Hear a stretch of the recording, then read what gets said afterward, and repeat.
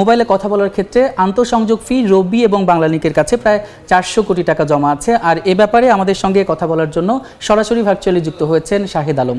আমরা সরাসরি চলে যাচ্ছি তার কাছে। জনাব শাহেদ আলম, এ সময়ের বাণিজ্যে আপনাকে স্বাগত। ধন্যবাদ আমাকে আমন্ত্রণ জানানোর জন্য। জি, আমরা প্রতিবেদনটি দেখছিলাম, তো সেই সূত্র ধরেই আপনাকে বলতে চাই যে আপনারা এতদিন পরে তহবিল নিয়ে আপত্তি কেন তুলছেন, আর এর ব্যাখ্যা আসলে আপনার কাছে কি আছে? আসলে যে তহবিলের কথা বলা হচ্ছে এটা কিন্তু কোনো তহবিল না। আন্তঃসংযোগ বা আমাদের যে ইন্টারকানেকশন ফিজটা আছে, সে ফিজের যে রিডিউস প্রাইসটা আছে সেটা আমাদের কস্ট সেভিং। জি জি স্যার, আমরা শুনতে পাচ্ছি। আমরা বলছিলাম যে কেন আপত্তি তুলছেন আপনারা।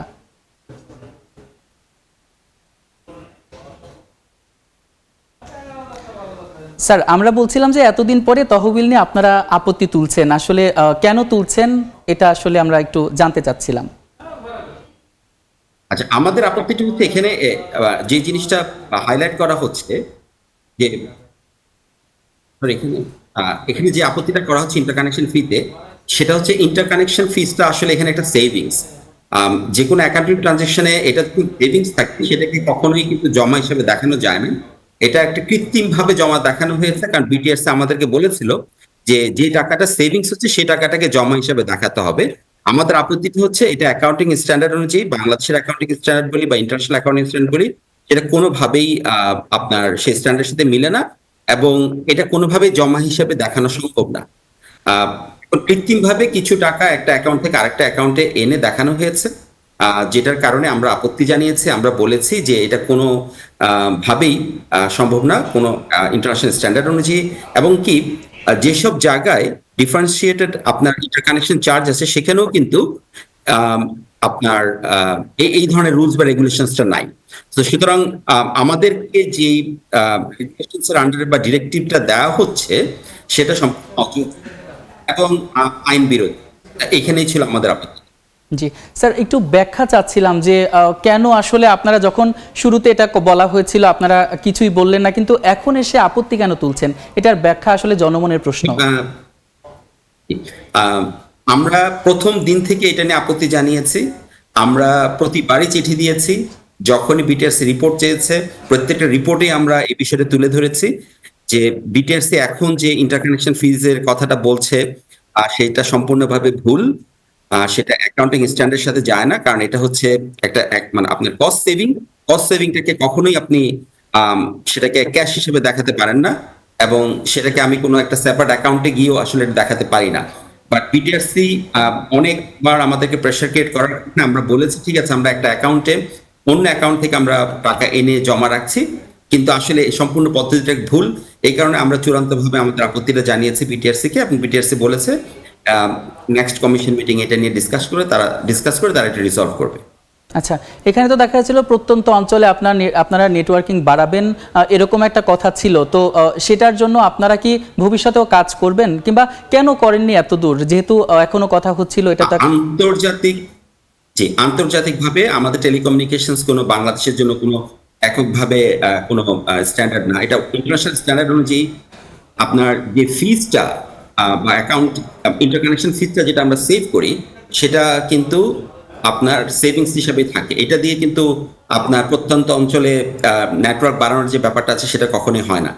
প্রত্যন্ত অঞ্চলে নেটওয়ার্ক বাড়ানোর জন্য বিটিআরসি এর আলাদা ডিরেক্টিভ আছে, বিটিআরসি এর আলাদা কেপিএ আছে, আমাদের কেপিএ আছে।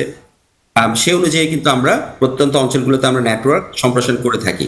এটা করা হয়েছে আমাদেরকে আসলে ইন্টারকানেকশন যে বেনিফিটটা আমরা পাওয়ার কথা, আমরা যে সিগনিফিকেন্ট মার্কেট পাওয়ার যে রেগুলেশনস আছে সেটার মাধ্যমে যে পাওয়ারটা দেওয়া হয়েছে বিটিআরসি কে, সেটা আমরা মনে করি যে এটা অবমূল্যায়ন হচ্ছে এবং এটা ভুলভাবে ব্যাখ্যা করা হচ্ছে, যার কারণে এই কমপ্লেক্সিটি তৈরি হয়েছে। আমরা মনে করি এটা রেশনাল অ্যাপ্রোচের মাধ্যমে এটা সমাধান সম্ভব। আর দুর্গম অঞ্চলে বা প্রত্যন্ত অঞ্চলে নেটওয়ার্ক সম্প্রসারণ আমরা প্রতিনিয়ত করে যাচ্ছি, এটা আমাদের বিজনেস একটা অ্যাজ ইউজুয়াল ম্যাটার, এটার সাথে ওইটার কোনো সম্পর্ক নেই। জি, দেখা গেল যে বাংলালিংক এবং আপনাদের দুজনকে বলা হল যে এই অর্থ খরচ করতে বা উন্নয়নে কাজ করতে, সেখানে দেখা গেল বাংলালিংক আসলে 200 কোটি টাকা খরচ করেছে নেটওয়ার্ক উন্নয়নে, সেক্ষেত্রে আপনারা কেন করলেন না? এর ব্যাখ্যা আপনার কাছে কি হবে? কারণ হচ্ছে আমাদের যে নেটওয়ার্ক সম্প্রসারণের ব্যাপারটা সেটা আমাদের বিজনেস অ্যাজ ইউজুয়াল, সেটা সবসময় হয়ে যাচ্ছে। আর এই যে 400 কোটি টাকার যে অ্যাকাউন্টের কথা বলা আছে, এটা আসলে একটা অ্যাকচুয়াল অ্যাকাউন্ট না, এটা আসলে অ্যাকচুয়াল টাকা না, এটা আমরা অন্য একটা খাত থেকে সরিয়ে এনে এখানে রাখা হয়েছে, যেটা সম্পূর্ণভাবে বিটিআরসি নির্দেশনা একটা ভুল অ্যাকাউন্টিং স্ট্যান্ডার্ড ফলো করা হচ্ছে, যার কারণে এখান থেকে কোনো খরচ দেখানো হয়নি। আমরা প্রতি বছর $200 মিলিয়ন বা প্রায় 2000 কোটি টাকার উপরে ইনভেস্ট করে থাকি। আমরা আমাদের প্রত্যেক অঞ্চলে সেভাবে করে ইনভেস্ট করে যাচ্ছি, সেটা আমাদের একদম বিজনেস অ্যাজ ইউজুয়াল হিসেবে কিন্তু আমরা ট্রিট করি জিনিসটাকে। জি এইখান থেকে খরচ করার আসলে কোনো ব্যাপার নেই, এবং সম্পূর্ণভাবে এটা একটা ভুল কনসেপ্টের দাঁড়িয়ে আছে। জি, এই যে বিটিআরসি বলছে যে তহবিলের ব্যাপারে তারা দ্রুতই সিদ্ধান্ত নেবে, তো কি ধরনের সিদ্ধান্তের কথা তারা বলছেন, আর এই ব্যাপারে আপনাদের সঙ্গে কোনো আলোচনা হয়েছে কিনা? সিদ্ধান্তের ব্যাপারটা তো বিটিআরসি একক এখতিয়ারভুক্ত, ওনারা সিদ্ধান্ত নিতেই পারেন, বাট আমরা আশা করব এবং আমরা যেটা বলেছি বিটিআরসি কে যে এটা যাতে আইন সিদ্ধ হয়, কারণ আইনের ব্যত্যয় হলে কিন্তু এটার জটিলতা আরো বাড়বে, এবং আমরা আশা করছি বিটিআরসির এটা একটা সমাধান করবেন খুব সহসে। জি, এই যে জটিলতা কমাতে আপনারা কোনো সমঝোতায় যাচ্ছেন কিনা, কিংবা কোনো বৈঠক হয়েছে কিনা এই ব্যাপারে আপনাদের সাথে, এটা যদি একটু বিস্তারিত বলেন। আমাদের সাথে রেগুলার মিটিং হয়েছে, আমাদের সাথে বিটিআরসি রেগুলার মিটিং হয়েছে ব্যাপারে, এবং আমরা আমাদের দিকটা আমরা তুলে ধরেছি। আমরা আশা করছি যে বিটিআরসি এই জিনিসগুলো বিবেচনা করবেন। জি, আচ্ছা, এই যে একটা জটিলতা তৈরি হলো, মানে কেন জটিলতাটা তৈরি হলো, এটা একটু ব্যাখ্যা সহ আমাদের জানাবেন। জটিলতা তৈরি হয়েছে যে এখানে দুটো জিনিসকে, সম্পূর্ণ আলাদা জিনিসকে একত্রে দেখানো হয়েছে, এবং এখান থেকে বিটিআরসি যেটা ধারণা করেছিল যে এখান থেকে একটা ফান্ড যেটা সেভিংস হবে, সেই সেভিংসটাকে তারা এটা ইনভেস্টমেন্ট হিসেবে অন্য জায়গায় দেখাতে হবে। এটা কনসেপ্টটা সম্পূর্ণ একটা ভুল কনসেপ্ট। এটা কোনোভাবেই অ্যাকাউন্টিং স্ট্যান্ডার্ডের সাথে যায় না। এবং আমাদের শুধু বাংলাদেশ না, আন্তর্জাতিকভাবে যেসব জায়গায় এই ধরনের রেগুলেশন আছে, কোনো জায়গায় এই ধরনের কোনো কন্ডিশন দেওয়া হয় না। এটা অনেকটা আরেকটা কনসেপ্টের সাথে আরেকটা কনসেপ্ট মিলিয়ে একটা জটিলতা তৈরি করা হয়েছে, যাতে দেখানো যায় যে এখান থেকে সেভিংস যেটা দেওয়া হচ্ছে তার মাধ্যমে দুটো নেটওয়ার্ক অপারেটরের আপনার নেটওয়ার্ক সম্প্রসারণের জন্য তারা বিটিআরসি বা সরকার বেশ একটা উদ্যোগ নিয়েছে। নেটওয়ার্ক উন্নয়ন সম্প্রসারণ এটা আমাদের একটা বিজনেস অ্যাজ ইউজুয়াল, এটা ডিপেন্ড করবে আপনার ডিমান্ডের উপরে, এটা ডিপেন্ড করবে কাস্টমার সেখানে আছে কিনা, নেটওয়ার্ক সম্প্রসারণটা ডিপেন্ড করবে সেখানে আদৌ গ্রাহক আছে কিনা, অনেক কিছুর উপরে। এখন আলাদাভাবে এটা সম্প্রসারণের কোনো উদ্যোগ নেওয়া আমাদের পক্ষে সম্ভব না। আচ্ছা, এই সংকট নিরসনে আপনারা কি কি পদক্ষেপ নিচ্ছেন বা কিভাবে আগাচ্ছেন, সেটা যদি আমাদের জানাতেন। এই সংকট নিরসনের জন্য আমরা চিঠি দিয়েছি বিটিআরসি কে, এবং আমরা আশা করছি বিটিআরসি নেক্সট মিটিংয়ে এটার একটা সমাধান আমাদেরকে দিবেন। জি, আচ্ছা, দেখা যাচ্ছে যে এই ধরনের সংকট কেন হলো আপনার মনে হয়, যে যেখানে আপনি আগেও কি আপনারা আপত্তি বারবার চিঠি পাঠিয়ে এখন যেমন চিঠি পাঠাচ্ছেন কিংবা সমঝোতা আসার চেষ্টা করছেন, শুরু থেকেই কি আপনাদের এই পদক্ষেপটি ছিল? জি, এটা প্রথম থেকে ছিল, একদম ডে ওয়ান থেকে আমরা এটা নিয়ে আপত্তি জানিয়ে আসছি, এবং আমরা কন্টিনিউয়াস ভাবে এটা নিয়ে আলোচনা করেছি। সম্ভবত এই বিষয়টা এখন ডিসক্লোজ হয়েছে, যেহেতু এটা কোনোভাবে আপনার কমিশন মিটিংয়ে যাচ্ছে। আমরা আশা করছি যে এটা এমন কোনো জটিল বিষয় না, যে কোনো অ্যাকাউন্টিং স্ট্যান্ডার্ড বিবেচনা করলেই, এবং ওনারা যদি কোনো আইনজ্ঞের এবং কোনো একজন আপনার অ্যাকাউন্টিং ফার্মের ওনারা যদি কোনো অ্যাডভাইস দেন, তাহলে ওনারা পুরো জিনিসটা বুঝতে পারেন।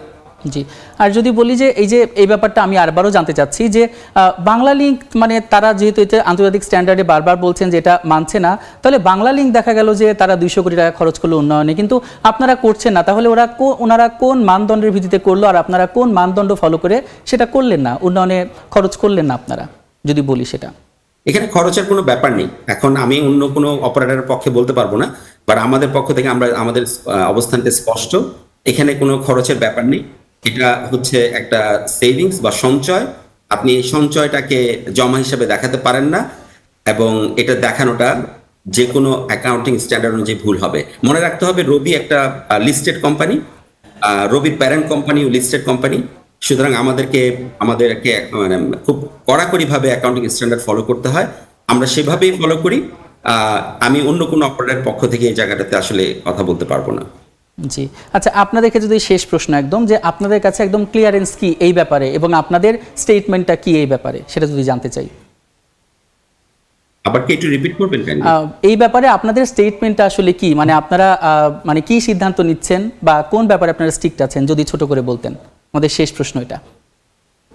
আমরা যেটা বলেছি আগে যে আমরা মনে করি যে বিটিআরসি অ্যাজ এ রেগুলেটর তাদেরও একটা অ্যাকাউন্টিং স্ট্যান্ডার্ড বা ইন্টারন্যাশনাল অ্যাকাউন্টিং স্ট্যান্ডার্ডের প্রতি রেসপেক্ট থাকা প্রয়োজন আছে। শুধুমাত্র যে আমাকে টেলিকম রেগুলেটরের যে কোনো একটা ডিরেক্টিভ মানতে হবে তা না, আমাকে অন্যান্য আইনের প্রতিও সমানভাবে আমার সম্মান থাকতে হবে এবং আমাকে আইনটা মেনে চলতে হবে। দুটো আইনের মধ্যে যদি কোনো ধরনের কন্ট্রাডিকশন হয় বা কোনো জায়গায় যদি আইনের মধ্যে ব্যত্যয় হয়, সেটা অবশ্যই রেগুলেটরের দায়িত্ব যে এটার সমাধান করা।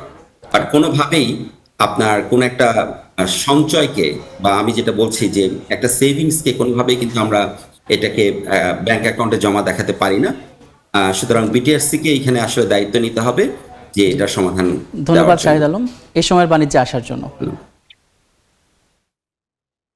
আমরা এতক্ষণ কথা বলছিলাম যে মোবাইলে কথা বলার ক্ষেত্রে আন্তঃসংযোগ ফি বাবদ রবি এবং বাংলালিংকের কাছে তহবিলে কিছু টাকা জমা আছে, যেটা তাদের আসলে খরচ করার কথা ছিল প্রত্যন্ত অঞ্চলে নেটওয়ার্কিং বাড়ানোর ক্ষেত্রে।